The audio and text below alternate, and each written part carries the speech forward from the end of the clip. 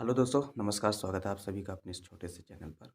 अभी कल क्या हुआ है, महाकुंभ में प्रयागराज में फिल्म अभिनेत्री ममता कुलकर्णी ने संन्यास लिया किन्नर अखाड़े में जाकर। लेकिन क्या आप ममता कुलकर्णी के विषय में जानते हैं? अगर नहीं जानते हैं तो वीडियो पूरा देखिए। आप ममता कुलकर्णी के विषय में बहुत कुछ जानोगे। उनके ऊपर बहुत सारे आरोप लगाए गए थे। कौन कौन से आरोप लगाए गए हैं, उनका फिल्मी सफ़र कैसे था, सारी जानकारी मैं आपको दूंगा। बताया जाता है ममता कुलकर्णी का जो फिल्मी सफ़र था 1993 से लेकर 2001 तक था।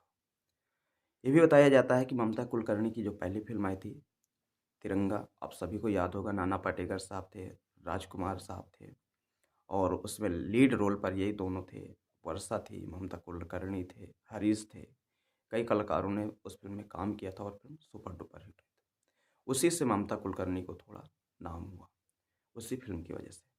उसके बाद क्या होता है कि ममता कुलकर्णी को फिल्में मिलने लगती हैं और जैसे उनकी बहुत चर्चित फिल्में भी थी, जैसे वक्त हमारा है, आंदोलन और करण अर्जुन, बेकाबू, नसीब।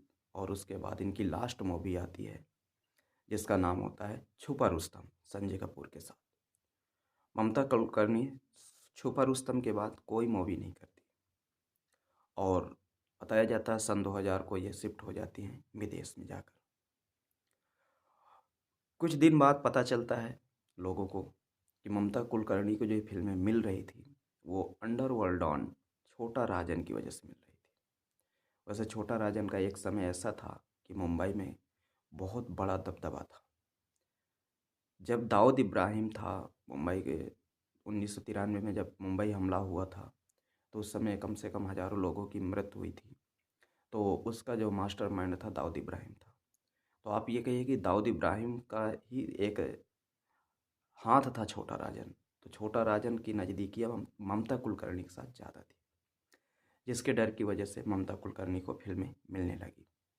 ये भी बताया जाता है कि जब 1997 में एक मूवी आई थी चाइना गेट, तो चाइना गेट के जो डायरेक्टर थे राजकुमार संतोषी, वो चाहते थे कि ममता कुलकर्णी को हम ना लें, लेकिन दबाव में आने के बाद ममता कुलकर्णी को चाइना गेट में लिया गया और बाद में पता चला कि दबाव किसका था, तो दबाव छोटा राजन का था। खैर ये बात हो गई उसकी।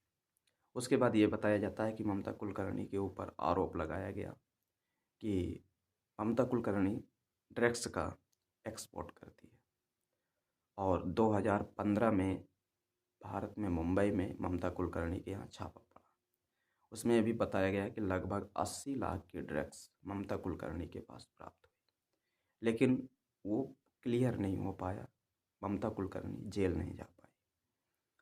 तो ये है ममता कुलकर्णी की फिल्मी सफ़र और थोड़ा उनके ऊपर जो आरोप लगाए गए थे वो कहानी।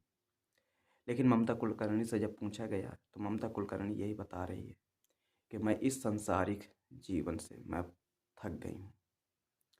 52 साल की उम्र में मेरे साथ क्या क्या हुआ, क्या क्या नहीं हुआ, इन चीज़ों से लेकर मैं बिल्कुल थक गई हूँ। तो अब मेरा एक ही रास्ता है, संन्यास। और वो उस अध्यात्म की ओर चली गई। तो दोस्तों, आपकी क्या राय है? ममता कुलकर्णी ने संन्यास लिया तो सही लिया या गलत लिया? कमेंट करके ज़रूर बताइए। धन्यवाद।